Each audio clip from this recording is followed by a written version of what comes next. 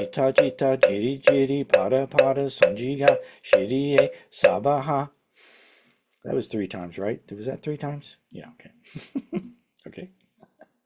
Bogo jiron, om horo horo, sayamoke sabaha.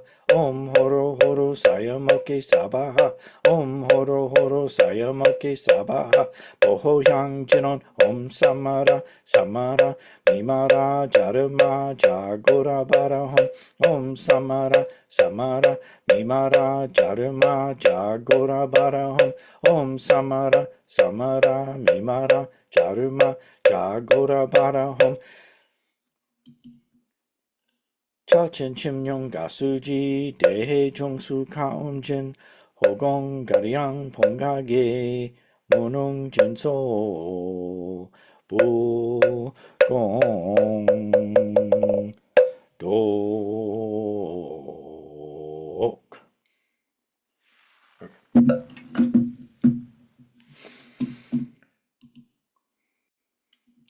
All right, now there are at least 2 recordings on YouTube of other people who have better voices than I do, and who probably do the chant better than I do. And they do the more elaborate form of the opening part of the chant, the homage to the 3 jewels part. But we usually do the chant, whatever chant we're talking about. We always do it first, so I wanted to do that.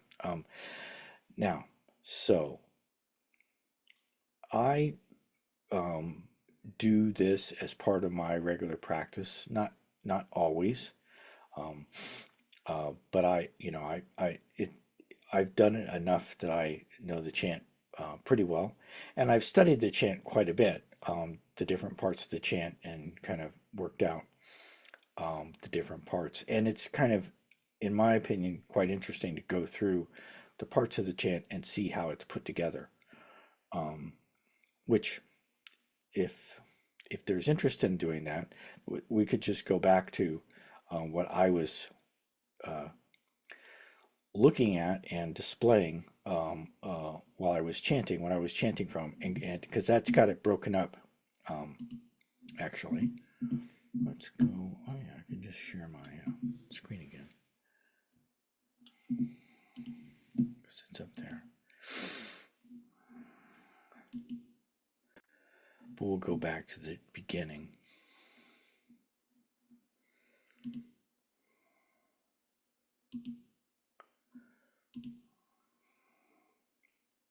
All right. So the beginning of the chant is, in addition to showing the kind of the phonetically spelled out version of the chant for English speakers, this is how Zen Master Sung San spelled the chant out for us when he first taught it to people who don't know Korean or Chinese. This chant is actually in, like most of the chants in the Korean tradition, this chant is in Chinese, but pronounced with a Korean pronunciation for the Chinese characters. But it's actually useful to have the Chinese characters, and also to have, so these are the Chinese characters up. Oops, see what I want to do. Oh, let me get my laser pointer. Yeah, here we go. It's useful to be able to have access to the actual Chinese characters, as well as to the Korean way of spelling the chant out in Hangul. Just to look things up, and I'll talk a little bit more about that later on. But the first part of the chant is very straightforward. We are saying homage namu, which means literally bow to, prostrate to. Can be translated as bow to, we bow to, I bow to, or as homage to. Zen Master Sung San liked to translate it as become one with. Okay, bulta here is the so in Korean Buddhism, Buddha is often just referred to as bull, but sometimes Buddha can also be referred to as bulta, just to make it a little bit more formal. Bujung means his or their assembly.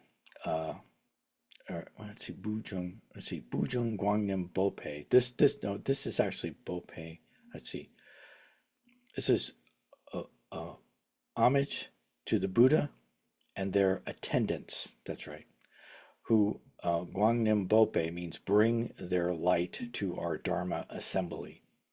So whether you're practicing by yourself or with a group, when you do this chant, you are doing it as a Dharma practitioner, and therefore it might be an assembly of one, or however many people are chanting it together. So Bope means a Dharma assembly. Guangnim Bop is a very nice phrase in Chinese that is actually used in formal invitations.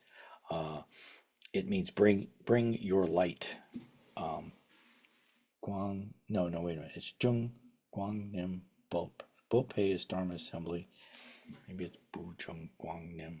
Bring light. Yeah. Guangnim is bring light. I'm pretty sure. And it means it kind of has the same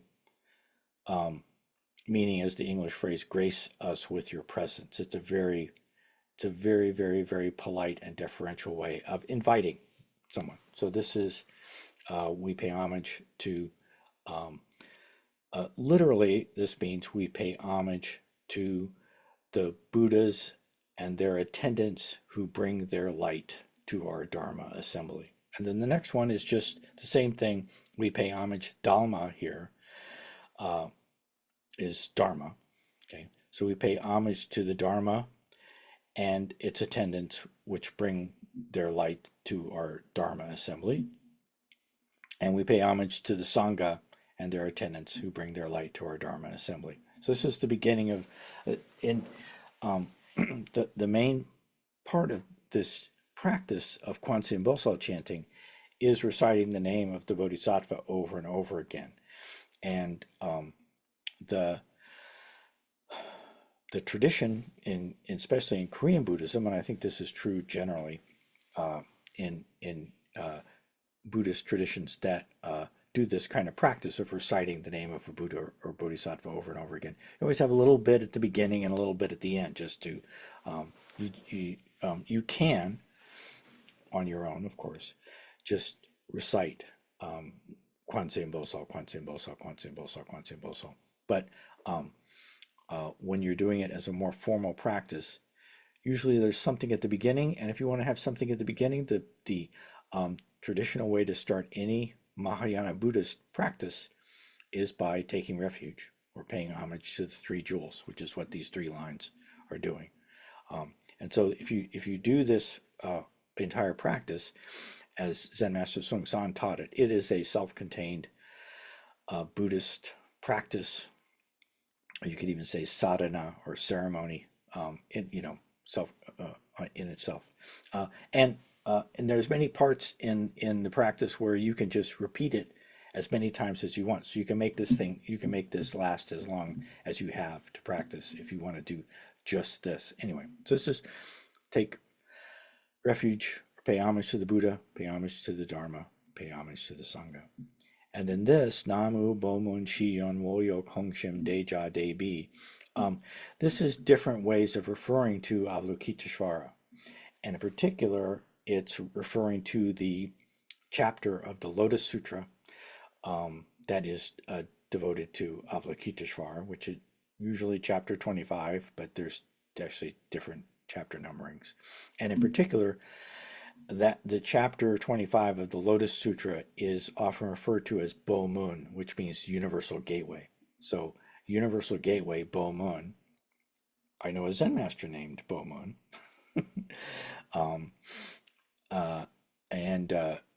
That's where his name comes from. But it's one of the names. It's also one of the names of Avalokitesavara, of Kwanseum Bosal, because she is the universal gateway. And Shihyun Woyo Kongshim, I forget what these mean. Deja Debi is another way of referring to Avalokitesavara means great love, great compassion, and this is a way you can refer to Amitabha Buddha is referred to as Deja Debi, and any Buddha or Bodhisattva can be referred to as Deja Debi. These are two of the great love, great compassion, two of the characteristics of any Buddha or Bodhisattva. Um, any questions or comments or anything about this part of this is kind of the opening. This is the homage, the refuge, the invocation, if you will. Yeah, Tom. I just want to say thank you. I appreciate what you're doing with this, Hmm. and I'm taking copious notes. Okay. Yeah. Yeah. Yeah. And this is, this is kind of extra. This is, uh, doing the practice, and everybody, when people do this practice without any other explanation, everybody knows it's Kwanseum Bosal chanting. Everybody knows who Kwanseum Bosal is, generally speaking, who's doing this practice, and they know that this is reciting Kwanseum Bosal's name over and over again, which is the very next thing that we're going to get to. Um, but I think it's helpful to know the other stuff that's there. It's not there for no reason. Okay, it's all it all has some meaning. Yeah, Tom. And I'm sorry, yeah, the meaning again of déjà début. Hmm. So Ja, and if you're familiar with the four immeasurables or the four immeasurable minds, okay, Ja is the first immeasurable. This is the love of the Brahma Viharas, or they have different names, but there's four aspects to the mind of a bodhisattva, which is love, compassion, sympathetic joy, and equanimity. Those are the most common English translations. Ja and Bi are the first two of those. The great love, and so it's not just any love; it's Deja, which is great love, and compassion is a word that's people have compassion all the time for people that they feel sorry for, but Deja and Debi are the great love and the great compassion that a Buddha or a Bodhisattva has, or that someone who is on the Bodhisattva path aspires to have. Um, and it's also implicitly refers to the other two of the sympathetic joy and equanimity, as well. But Deja and Debi are explicitly mentioned. And these others, so I mentioned Bomun is from the Lotus Sutra. Shihon Woyo Kongshim is also from the Lotus, from the 25th chapter of the Lotus Sutra, referring to that. I believe that Shihon is actually means emanation. And so this is referring to the specific emanation of Avalokitesavara, referred to as the universal gateway, in the Lotus Sutra. And so, just one thing that is significant about this is very, very, except for the Deja Debi, the rest of this is very specifically referring to Avalokitesvara, and that's also usually the case with when this practice is done by Korean Buddhists. There is, in addition to maybe a very generic, like paying homage to the three jewels, there's usually something at the beginning that is specifically paying homage to the particular Buddha or Bodhisattva whose name is about to be recited many times, which is the next part.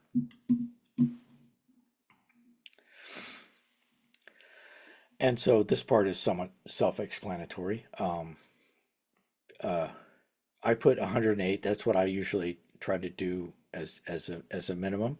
A lot of people don't even do it that many times, and of course you don't have to. The Kwanseum Bosal police will not come and get you if you don't do it enough times, or if you don't do any of this exactly right, which is never really the point of Buddhist practice. We always do our best, but while this is usually the kind of the main event for the chant, it's also the part that requires little or no explanation. Although one could ask why. Why why repeat the name of a Buddha or a Bodhisattva? What is that supposed to do? And that's discussed in many different sutras, and there's many teachings on it. On for different Buddhas and Bodhisattvas, their names are not arbitrary or meaningless. And it's not a practice that's unique to Buddhism. It's also very common in Hinduism as well, and in other religions and paths have similar practices of, George Harrison wrote a song about it, right? Chanting the names of the Lord and you'll be free. I always like that song. Okay, so that's the main part of the chant, and uh, there's usually something that comes after, some sort of closing part of the chant. Zen Master Sung-san made it a little bit more elaborate, and he added like 5 mantras. I think it's 5. Let me count. 1, 2, 3. Yeah, added 5 mantras to be chanted, and 2 of the mantras at the very end are quite functional. The second, which I'll get to in a minute, the second to last mantra is a mantra that is typically done to correct any mistakes that have been made. And so anytime you do like either a mantra practice or a chanting practice or a sutra recitation practice, it's traditional to do a mantra that is supposed to acknowledge and correct any mistakes that you've made in your recitation. And then at the very end, in the very last mantra is, and I'm getting ahead of myself, the very last mantra is to dedicate the merit of the practice. Okay, but before that, there's 3 mantras that are a little more or a little less generic. The first one is a mantra that is specifically associated with Kwanseum Bosal, which is the full title of this would be Kwanseum Bosal's mantra to eliminate karmic obstructions. And so actually this is often, it's not just karmic obstructions, it's difficult karmic obstructions. And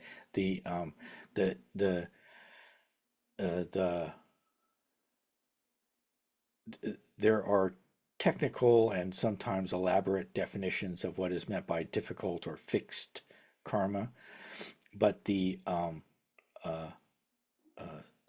functional definition of fixed karma is if you cannot fix the karma yourself, if you cannot resolve the karma yourself, or if you don't even know where the karma comes from. And this is particularly true for karma that comes from previous lives, which we, as a general rule, do not have any specific or even general knowledge of where that karma comes from or what to do about it. And that's actually something that Zen Master Sosan Tesa, who's one of the great teachers in the Korean tradition, said very specifically that if you've done something wrong in this lifetime, then you know what you did, and you should be able to take care of it. But for karma that we have from previous lives, we don't know what we've done, and we don't know what to do about it. And for that karma, we need mantras. He specifically said you need the power of mantras. So this is a specific mantra of Kwanseum Bosal for helping us with our karma, eliminating karma. And that's a huge subject in and of itself. What is karma? Where does it come from? And can you do something about karma just by chanting a mantra? Well, we just chanted Avalokitesavara's name, or Kwanseum Bosal's name, with the idea that accomplishes something, and now this mantra is supposed to accomplish something as well. Then after that, Myor Upchang Jenon Om Araruge Sabaha. So Myor Upchang Jenon is the title of the mantra, and it literally means Myor Up. This means difficult karma. And this means, I think, oh no, I think, myor actually I think means destroy. Op chang means, op here is karma. Chang, I believe, is the character that means fixed or difficult or sticky. You could even say it's sticky karma. And jinon is just the word for mantra. Literally means true words. So in these mantras, the mantras themselves are very, very difficult to translate. Often they're not completely impossible to translate. um, and there may be a translation for this one, but I'm not 100% sure of it. Even if I looked it up, I've looked it up before, and maybe it's the anyway. But the title of a mantra always has a definite meaning. Destroy karma that's fixed mantra. Okay, and the next one is the mantra for the accomplishment of great aspirations. And actually, great is implicit here.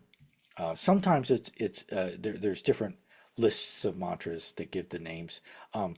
This is quite possibly the most, or one of the most popular mantras among Korean Buddhists, because the aspiration that you can use this to accomplish can be it's like a very, very, very, very short version of the Great Dharani. The Great Dharani, which people chant the Great Dharani just for general good fortune, or even one could say good luck. And this mantra, one sun chui jinon, one it means aspiration. Sung means, I believe sung means, yeah, sung tui together probably means accomplishing. And jinon again means mantra. And then of course the actual mantra itself. So the pattern is you say the title of the mantra once and then say the mantra itself 3 times or more. And so if you're doing this on your own, or even if you're doing it with a group, and so I know that people at Furnace Mountain and at other places will, when they do chanting retreats, one of the ways that you can do a chanting retreat, you say, okay, this session we're going to do Kwanseum Bosal Chanting, but when we get to, we'll do each mantra, 27 times, or we'll do this mantra 108 times or whatever. So you can do any of these mantras as many times as you want, but this one, Om Amoka Sabadara Sadaya Shibihom, Om Amoka Sabadara Sadaya Shibihom, Om Amoka Sabadara Sadaya Shibihom. It's usually done 3 times when a group is doing this chanting together. Okay. Any questions or comments or on this section for these first 2 mantras? So these mantras kind of go together. The first mantra is a mantra for dealing with bad karma. The second mantra is for accomplishing good aspirations. All right. And then the next mantra, which is the long one in this chant, is for both. It's the, let's see, this is the Dharani spoken by the Buddha to eliminate disasters and bring auspicious good fortune. And this is another really popular mantra / Dharani. And there are, I actually have a blog post on my blog at mindisbuddha.org, and I'll put a link to it. When I post this video on YouTube, I'll put a link to several sources of other information. But you can find recordings on YouTube of people chanting this. They're all chanting the same thing, but it's Vietnamese people chanting it with one pronunciation. There's Mandarin speakers chanting it with another pronunciation. There's Japanese speakers chanting it with another pronunciation, and there are of course Korean speakers. Um, or and I'm not a Korean speaker, but I practice Korean style Buddhism, and so I have like an Americanized mispronunciation of the Korean pronunciation of this Dharani and the other Dharanis here, um, which sounds more like, if you find a recording of Korean speakers doing it, what I'm trying to do when I chant, it sounds more like what the Korean speakers are chanting, as opposed to, and the Japanese speakers and the Vietnamese speakers and the Mandarin speakers, they'll often have a different rhythm or a different tune that they're chanting. But they're all chanting the same thing. And this also has a Tibetan version as well, although I have not found a recording of the Tibetan version of this. But again, the Tibetan version, of course, is not based upon the Mandarin, Vietnamese, Japanese, and Korean versions are all character by character the same, almost completely through. They're just pronouncing each of the characters differently. The Tibetans have based theirs on the original Sanskrit that this Chinese version is based upon, or maybe not. I don't know the history of it, but this is a wonderful Namu Samanda Motanam Abara Jiadasa Sananam Danyata Om Kakakai Kai Hom Abara Abara Bara Abara Bara Abara Chita Chita Jiri Jiri Para Para Sanjiga Shiri Sabaha. Yeah, it's a cool one to learn. And the backstory on it is that this is it says it Bull Soul. This says Buddha, which is Buddha spoke, or spoken by the Buddha, is the very first words in the title of the Dharani. And the story goes, and there's actually a sutra that this Dharani comes from.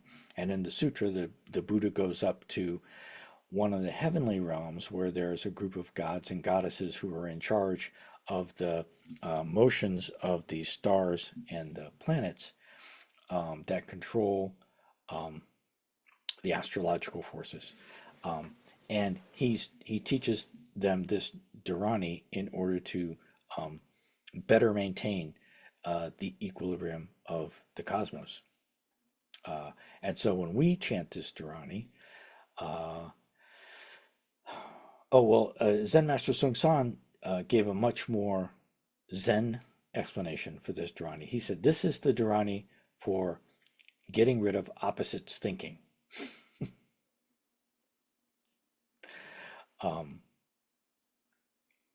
And so you can kind of combine those two different, the more elaborate explanation and Zen Master Sung San's very Zen pointing out instructions for this mantra, and say that opposites thinking is what causes the cosmos to not be in harmony. And so chanting this Dharani is to help with that in some small way.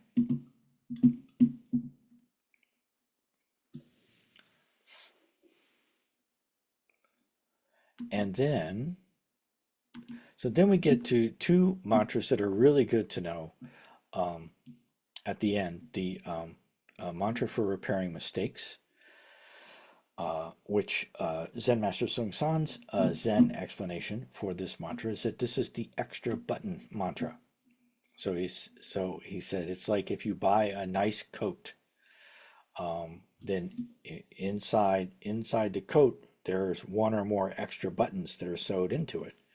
And so this is acknowledging the impermanent and the imperfect nature of everything that we do. And so you chant this mantra at the end of your mantra chanting to fix any buttons that have fallen out of your chanting along the way, to repair them. And there's a wonderful backstory to where this mantra this is an apocryphal story, but I like it so much. Um, that there were two Buddhists who were friends, and one was a very ardent chanter, and he died. And or no, the ardent chanter didn't die. His friend died, and his friend was after he died, saw not Kwanseum Bosal, Jijang Bosal, and Jijang Bosal said, "Hey, you're friends with so and so, right?" And the guy, this wasn't what he. First of all, he was glad to see Jijang Bosal because that's a good sign. Jijang Bosal is supposed to help you in the transition from one lifetime to the next to make sure you have a good rebirth. But instead of like guiding him to the Pure Land or to a very good, nice rebirth and a very good human rebirth or heavenly rebirth, Jijang Bosal wanted to ask him about his friend, and he said, "You're friends with so and so, right?" And he said, "Yeah, well, yeah, sure, I'm friends with him." He said, "Well, you know what? He has chanted the Lotus Sutra, the entire Lotus Sutra, 10,000 times. But every time he chanted the Lotus Sutra, he made 100 mistakes, and so that adds up to a grand total of 1,000,000 mistakes, which is a lot of mistakes. And so I'm going to teach you this mantra, and then I'm going to send you back, and I want you to teach your friend this mantra and everybody else. And this is the mantra that I want everyone to chant whenever they're reciting the Lotus Sutra or anything else, just to help to correct any mistakes that they're making. This is Bogol Jinon is the name of this mantra, and it's Om Horo Horo Sayamokesaba. And again, this is there's different versions of this again in Mandarin and Japanese and Vietnamese, and there's actually different pronunciations of it, and there are also different versions of Jijang Bosal's mantra for correcting mistakes. Many of them are a bit longer than this. This is kind of the shortest version of this particular mantra. And then finally, there's the mantra for universal dedication, Boho Hyang Jinon, and this is the mantra that says, I don't know exactly what it says. In fact, I don't even know approximately what Om Samana Samana Mimara Jadama Ja Gurubara Om, how that would be translated into any kind of English. But the gist of it is to dedicate the merit of your practice for the benefit of all beings, and to one's own eventual enlightenment for the benefit of all beings. So this is one could say that this mantra is the heart of what Mahayana Buddhism is really all about. Dedicating our practice to becoming Buddhas for the sake of alleviating the suffering of all beings. And speaking of the Buddha, just to get to wait a minute, is that oh yeah. So the very, very last thing, so the dedication of the merit is actually not the very, very last thing in Kwanseum Bosal Chanting. The very, very last thing is 4 verses that are taken from the very end of the Avatamsaka Sutra, espousing the great merits and virtues of the Buddha. And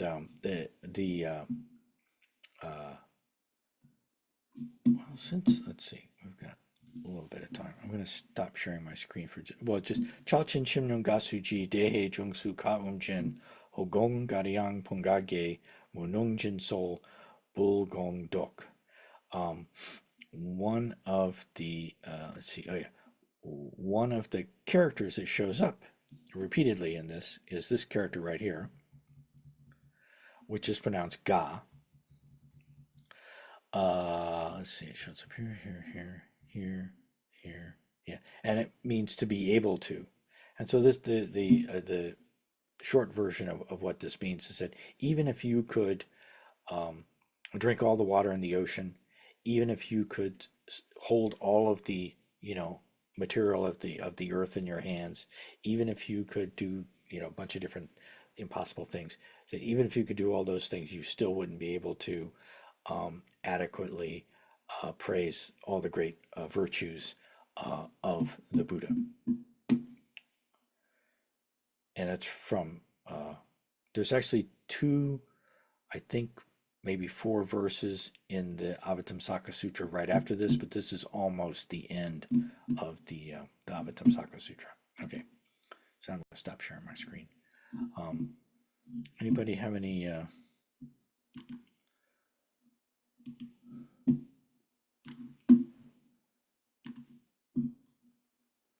anything to say about any of that? Yeah, Tom, please. So it's kind of interesting to me how this chant is pieced together from a bunch of, it has components from a bunch of sutras, etc. And and so what I'm wondering is, so we're chanting this version. Are there other versions or versions close to it that have the Kwanseum Bosal Mm-hmm. 108 times or however many times, but Mm-hmm. with other pieces of introduction and conclusions? So this is a very general. This is a very general kind of practice in Korean Buddhism, and not just in Korean Buddhism, but it's especially popular in Korean Buddhism. And you, at least from the things that get uploaded to YouTube, at any rate, or the things that I've been able to find written, any kind of written descriptions of, or things that have been recorded and put on YouTube. And Korean Buddhists are big on recording things. Korean Buddhists are big on very, very technologically savvy. They've been the it's been the standard for Korean monks and nuns and lay people to learn these chants by using going back to cassette tape recorders and now of course MP3 files and stuff. So, but usually usually the emphasis is much more on repeating the name over and over again, often for hours. And the beginning and the end part are usually quite short. Um, and uh, and I have not found any examples outside of Zen Master Sung San's Dharma lineage where people have used this particular um, uh, more elaborate use of different mantras. So it's not at all uncommon for people to do for people to do the homage to the three jewels at the beginning, and then some like one line. You'll notice there's like one line that's specifically devoted to Kwanseum Bosal. That's pretty. That general format is pretty common. But then to do something more elaborate after the chanting of the name uh, isn't that common, but it is common for people to chant the repairing mistakes mantra and the universal dedication mantra at the end. Not only at the end of this kind of chanting, but at the end of reciting a sutra or any kind of practice. Really, it's pretty common. And sometimes the order is reversed. Sometimes people think, well, the repairing mistakes mantra really should come last because you might make a mistake in the universal dedication mantra, I guess. I don't know. So, Okay, maybe you just answered what my next question was going to be. uh-huh, Because I kind of liked the repairing mistakes mantra, uh-huh, and it seems very useful to me. yes. What I was going to ask is it um,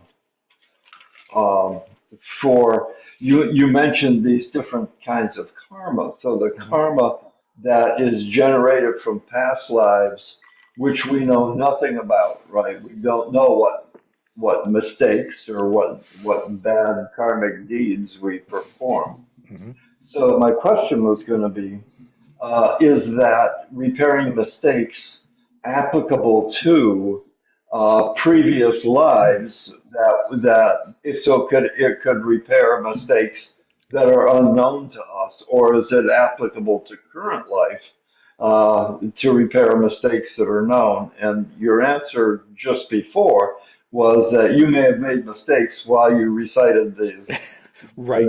So it's generally understood to be for the immediately preceding practice, to for correcting mistakes in the immediately preceding practice. And this is a very common thing in all forms of Mahayana Buddhism.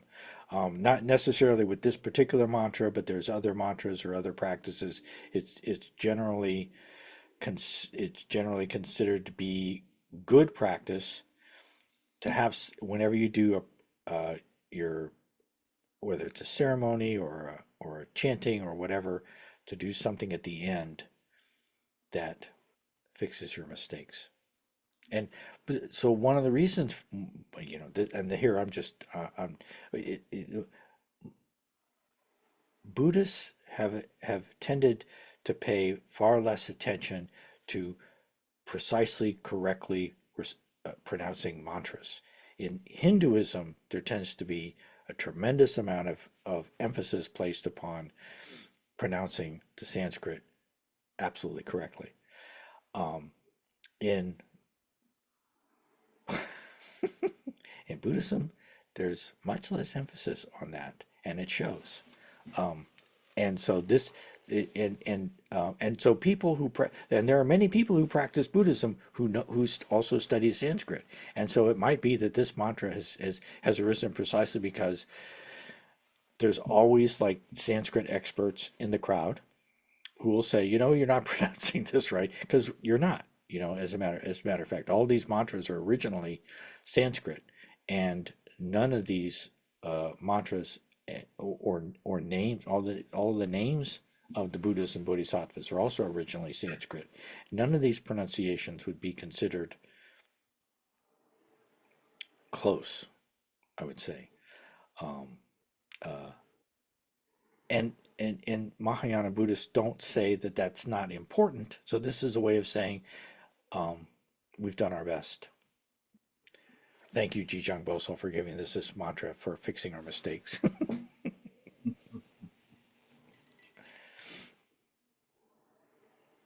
Yeah, it's part of my teacher, Zen Master Degak's teaching is to place great emphasis on doing your best, which necessarily means acknowledging the imperfection of your practice and doing it anyway. Never letting the imperfection of your practice become, an obstacle to the practice, but still trying to do it as well as you can. That's and I definitely think of that particular mantra uh, as being directly related to that teaching from Zen Master Degak. Do your best. This is so Zen Master Sung San called it the extra button mantra. Now Zen Master Degak has never called it the do your best mantra, but I would call it the do your best mantra.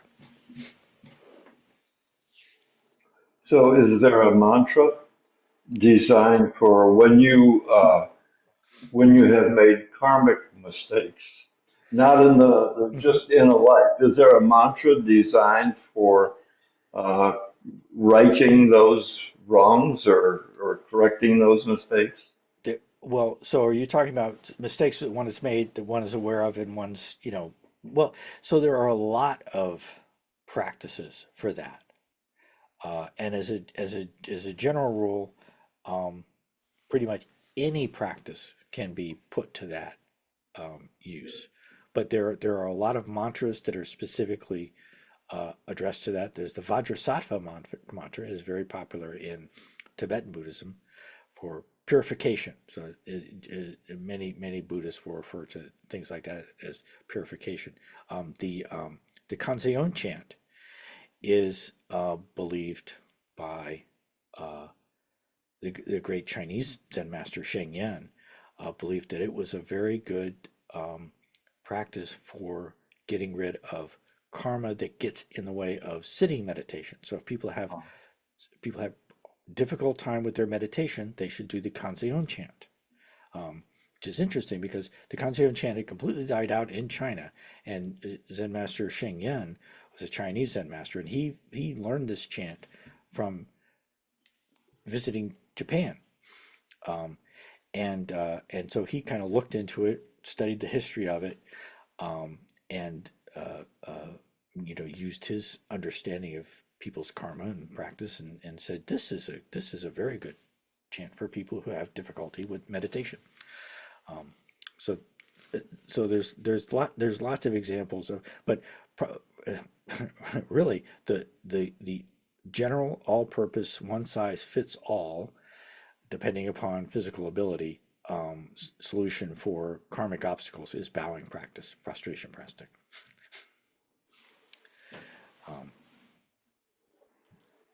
Which yeah, and Zen Master Sheng Yen also writes about the value of prostration practice, because when he first he had a lot of problems when he first started practicing as a monk, and they told him just bow, and he did, and it got easier.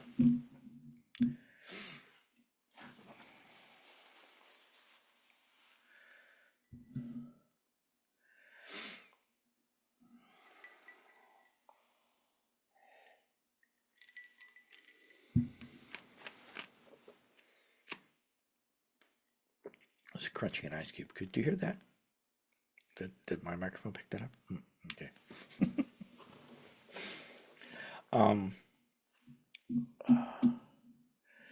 There is, in addition to, okay, I'm going to share my screen. Just one. We're almost out of time here, but I'm going to show something.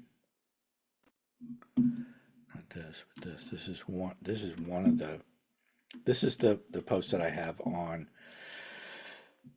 the repairing mistakes mantra, and oh yeah, it has some of the alternative forms of the mantra that you can find. Oh yeah, one that's attributed to Thich Nhat Hanh, as a matter of fact. Let's see. Yeah, and here is a video of a Chinese version of this mantra.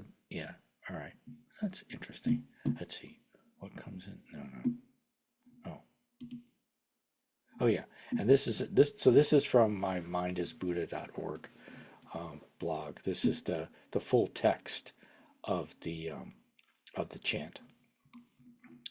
Anyway, so I will include links to that and some other some recordings, and yeah, I'm pretty sure that Tay San is his name. He's a monk who has a really beautiful voice, who I believe he lives at the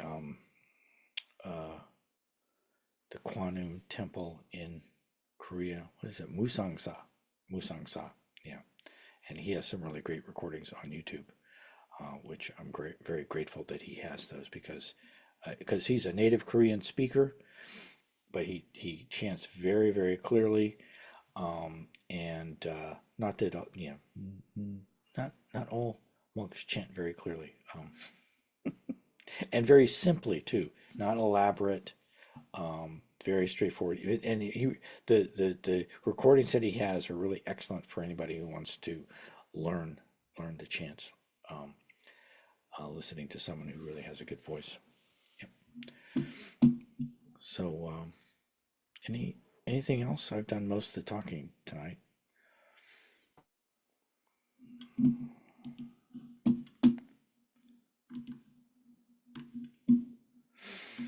Okay, then we will end